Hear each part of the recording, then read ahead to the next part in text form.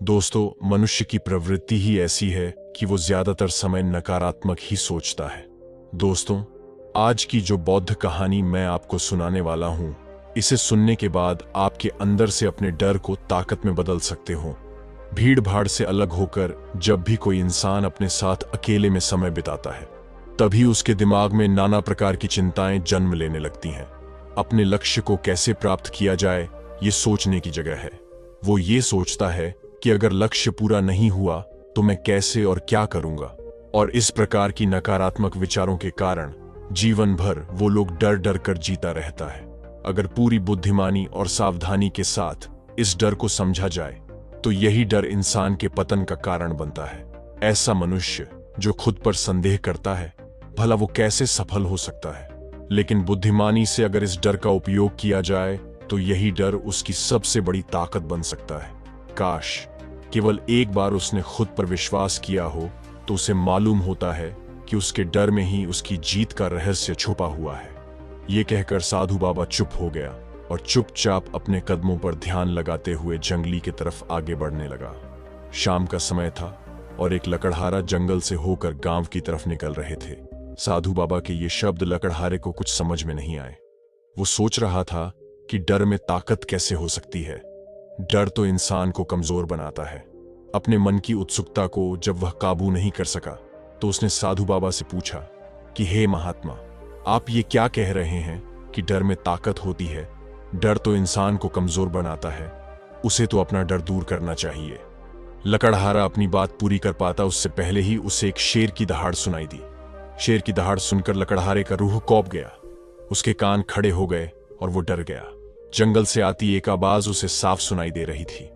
उसके कदम वहीं पर जम गए थे। वो चल भी नहीं पा रहा था। उसे पता था कि थोड़ी सी लापरवाही उसकी जान जोखिम में डाल सकती है। उसका सीना तेजी के साथ धड़क रहा था, ढाक ढाक, लेकिन फिर भी वो अपनी सांसों पर काबू पाने का प्रयास कर रहा था।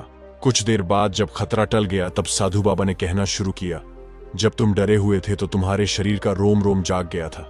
जंगल से आ रही छोटी से छोटी आहट पर भी तुम्हारा ध्यान लगा हुआ था। तो इस प्रकार अपने मन के डर के कारण तुम होश में आ पाए। आखिर तुम पूरा ध्यान लगा पाए। इससे पहले जब तक तुम्हें शेर की दहाड़ सुनाई नहीं दे रही थी तब तक तुम अपने विचारों में खोए हुए थे। लेकिन जैसे ही तुम्हें शेर की दहाड़ सुनाई दी, वैसे ही तुम्हारे सारे विचार गायब होकर वर्तमान में उपस्थित हो गए थे। यदि तुम्हें अभी किसी जानवर से बचकर भागना होता या फिर उससे लड़ना होता तो तुम्हें अपने शरीर की वो क्षमता देखने को मिलती जो आज तक जीवन में तुमने महसूस नहीं की होगी। जब कोई खुखार जानवर तुम्हारे पीछे दौड़ता है, उस समय तुम्हारी जोर रफ्तार और तेज गति होती है। वो तुम्हारी आम जिंदगी से कहीं ज्यादा होती है। साधारण जीवन में तुम इतने तेज नहीं दौड़ पाओगे जितना कि एक खुखार जानवर के सामने दौड़ पाओगे। इसे ताकत कहें या हमारे शरीर की क्षमता तभी देखने को मिलती है जब हमारा मन किसी खौफ में होता है, किसी डरावनी परिस्थिति में होता है, तो हमारा मस्तिष्क और हमारा शरीर अपने उच्चतम श्रेणी में काम करता है। जो काम तुम आम जिंदगी में नहीं कर पाते वो तुम्हें डरा कर कराया जा सकता है। जहां पर भी तुम्हें डर का एहसास होता है वहीं पर तुम्हारी इंद्रियां पूर्ण रूप से सक्रिय हो जाती हैं। तुम्हारे कानों की सुनने की क्षमता तेज हो जाती है, दृष्टि एकटक हो जाती है, पूरी सजग हो जाती है, सक्रियता बढ़ जाती है। और जैसे जैसे वो डर खत्म होता है वैसे वैसे तुम सुस्त अवस्था में चले जाते हो। तुम सो जाते हो और तुम्हारे इंद्रिय फिर से आराम की स्थिति में चली जाती है। साधु बाबा ने लकड़हारे से कहना जारी रखा कि विद्यार्थी जब परीक्षा से एक दिन पहले जो याद करने की गति होती है वो साधारण याद करने की क्षमता से कहीं तेज होती है। सिर्फ एक बार याद किया हुआ उसे परीक्षा के समय याद रह जाता है। और तुम जानते हो कि ये सब परीक्षा के डर से ही होता है। इसीलिए डर को दूर करने की जगह इंसान को ये सोचना चाहिए कि वो अपने डर को ताकत कैसे बना सकता है। जिस प्रकार सुख और दुख, प्रकाश और अंधेरा ये एक ही सिक्के के दो पहलू होते हैं, उसी प्रकार डर और ताकत भी एक ही सिक्के के दो पहलू होते हैं। जिस प्रकार रोशनी के बिना अंधेरा पूर्ण नहीं होता, सुख के बिना दुख पूर्ण नहीं होता, उसी प्रकार डर के बिना ताकत का भी कोई महत्व नहीं होता। लकड़हारा साधु बाबा के इन अनमोल बातों से बहुत प्रभावित हुआ। उनके चरणों में नतमस्तक हो गया और उनसे पूछा कि महात्मा, अंधेरे को तो दिया जलाकर रोशनी से भरा जा सकता है, लेकिन अपने डर को ताकत में कैसे बदले? इसके लिए कृपा करके कोई उपाय बताएं। फिर साधु बाबा ने उत्तर देते हुए कहा कि डर दो प्रकार के होते हैं। सबसे पहला मानसिक डर और दूसरा शारीरिक डर।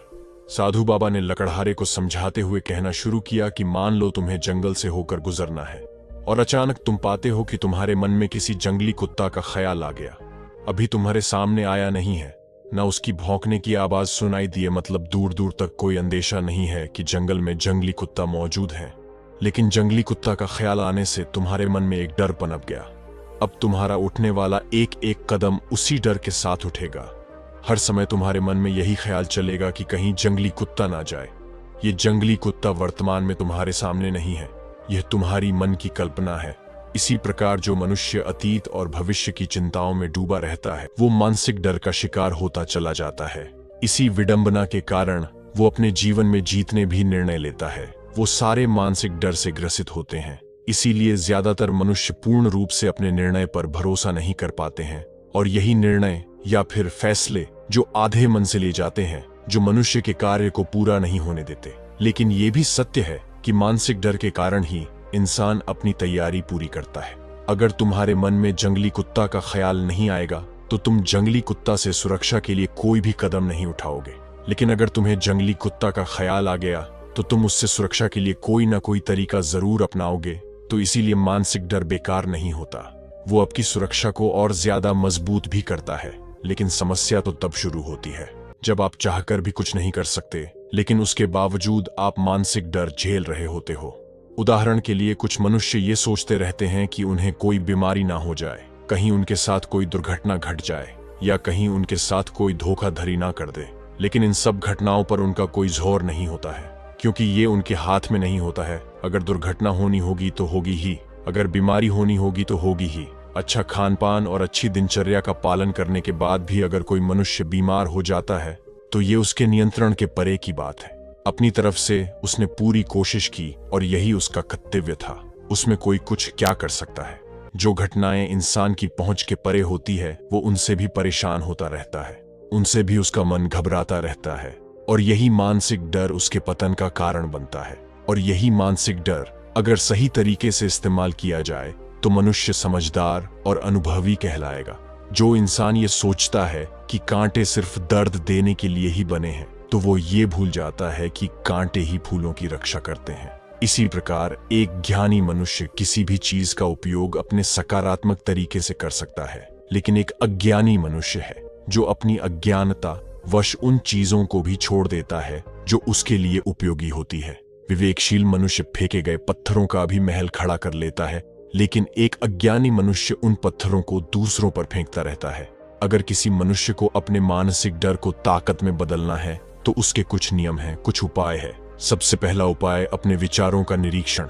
अगर हम अपने जीवन में अपने विचारों का निरीक्षण करेंगे तो हम पाएंगे कि ज्यादातर विचार हमारे काल्पनिक होते हैं, और इसीलिए जो डर उन विचारों के कारण पनपता है वो भी काल्पनिक होता है। ज्यादा सोचने वाले लोगों को जब सोचने के लिए कुछ नहीं मिलता तो वो निरर्थक बातों के बारे में सोचने लगते और वो बेकार के विचारों से परेशान रहते ही हैं, साथ के साथ उसके परिजनों को, उसके सगे संबंधियों को भी परेशान करते हैं। इसीलिए ज्यादा सोचने वाले लोगों को यह समझना चाहिए कि मन में उठ रहे तमाम विचारों में से काम के विचार कौन से हैं और बेकार के विचार कौन से हैं। जो निरर्थक विचार हो उन्हें दूर करते जाओ, और जो सार्थक विचार हो उनको गहराई से सोचना शुरू करो। तभी तुम्हारी समस्याओं के, तुम्हारी उलझनों के उपाय निकलेंगे। मानसिक डर को दूर करने का दूसरा उपाय है उसका सामना करना। इसका मतलब यह नहीं है कि तुम जंगली कुत्ता के सामने जाकर खड़े हो जाओ, बल्कि इसका मतलब यह है कि पूर्ण सुरक्षा के साथ तुम जंगल में जा रहे हो। यदि जंगल में जाना बहुत आवश्यक है तो तुम जंगली जानवर के डर से अपने घर पर नहीं बैठ सकते हो। इसी प्रकार मनुष्य के जीवन में बहुत सारे डर होते हैं, जैसे कि परीक्षा का डर, लक्ष्य न पाने का डर, झूठ बोलने का डर, सच के पता लग जाने का डर, अपनों को खो देने का डर, दुर्घटना हो जाने का डर।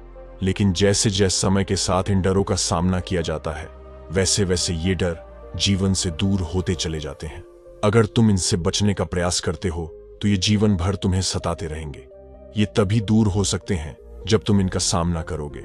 कुछ लोगों को तो दूसरों के सामने खुलकर बात करने में भी डर लगता है। ऐसे लोगों को अनजान लोगों से बात करनी चाहिए। जितना ही वो लोगों से बात करेंगे उतना ही उनके मन का डर दूर होता जाएगा। मानसिक डर को ताकत में बदलने का तीसरा उपाय है अपने डर को स्वीकार करना। बहुत से लोग अपने जीवन में अपने डर को स्वीकार ही नहीं कर पाते। अगर आप उनसे पूछेंगे कि उन्हें किस चीज से डर लगता है तो वह साफ इनकार कर देंगे कि उन्हें किसी चीज से कोई डर नहीं लगता। लेकिन दूसरों की नजरों में ऊंचा उठने के लिए ये झूठ उन्हें बहुत महंगा पड़ता है। अगर वो अपने डर को स्वीकार करना नहीं सीखेंगे तो वो जीवन पर्यंत उस डर से मुक्त नहीं हो पाएंगे। इसीलिए समझदारी इसी में है कि अपने डर को स्वीकार कर लिया जाए। अगर आपको किसी चीज से डर लगता है तो किसी से शर्माने की या झिझकने की जरूरत नहीं है। हर मनुष्य को, हर इंसान को किसी ना किसी चीज से डर लगता ही है। और आप पाएंगे कि जैसे ही आप अपने डर को स्वीकार करते हैं वैसे ही आपका डर खत्म होना शुरू हो जाता है। और जितना ही आप अपने डर को छुपाने की कोशिश करेंगे आपका डर उतना ही मजबूत होता चला जाता है। ये सारे तरीके तुम्हारे मानसिक डर को दूर कर सकते हैं, लेकिन शारीरिक डर को दूर करने के लिए तुम्हें एक और दूसरे तरीके अपनाने होंगे। सबसे पहले ये समझो लो कि शारीरिक डर कौन सा होता है। मान लो तुम किसी जंगल से गुजर रहे हो और अचानक तुम्हारे सामने खूंखार जानवर आ जाता है। अगर तुमने पहले नहीं सोचा था कि खूंखार जानवर तुम्हारे सामने आ सकता है, लेकिन जब वो तुम्हारे सामने आता है तो तुम्हारी शारीरिक गतिविधि शिथिल हो जाती है और तुम्हारी सांसें अटक जाती हैं, मस्तिष्क काम करना बंद कर देता है और तुम्हारा दिल तेजी के साथ धड़कने लगता है। तो इसीलिए जब बिना सोची बात हमारे साथ घटित होती है तो हमारा शरीर उस डर को महसूस कर पाता है और वही शारीरिक डर कहलाता है। ऐसे समय में शारीरिक डर को दूर करने के कुछ उपाय हैं, कुछ तरीके हैं। सबसे पहला तरीका तो यही है कि अपने ऊपर संयम रखें। जब किसी मनुष्य के साथ बिन सोची बात घटती है तो सबसे पहले उसका संयम टूट जाता है और संयम टूटने के साथ उसका मस्तिष्क काम करना बंद कर देता है और इसी वजह से सोचने और समझने की प्रक्रिया भी रुक जाती है, क्योंकि हमारा शरीर उसी प्रकार कार्य करेगा जिस प्रकार हमारा मस्तिष्क उसे निर्देश देगा। अगर मस्तिष्क की सोचने समझने की शक्ति खत्म हो गई तो हमारा शरीर भी शिथिल हो जाता है। तो इसीलिए अगर कठिन समय में मनुष्य अपने ऊपर संयम रखता है तो उसका मस्तिष्क सही तरीके से काम करता है और वो सही निर्णय लेकर उस परिस्थिति से तत्काल बाहर आ सकता है। यहाँ पर दूसरा उपाय समझने का ये है कि जीवन में कुछ भी घटित हो सकता है, कुछ भी हमारे साथ हो सकता है। जीवन बड़ा चमत्कारी होता है, वो हमारी सोच के अनुसार नहीं चलता, बल्कि उसमें कुछ भी हो सकता है और यही जीवन की खूबसूरती होती है। अगर आपको आज ही पता चल जाए कि आने वाले 10 साल तक आप क्या कर पाएंगे और क्या क्या करेंगे तो आपकी जीवन से रुचि खत्म हो जाएगी। लेकिन अगर जीवन एक रहस्यमयी किताब की तरह बना रहेगा तो आप अपने जीवन से कभी नहीं थकेंगे। आपका जीवन आपको आश्चर्यचकित करता रहेगा। इसीलिए ये समझो कि जीवन में कुछ भी घटित हो सकता है, तुम्हारी सोच से ऊपर उठकर भी घटित हो सकता है। इसीलिए कुछ अनुमान मत लगा लेना।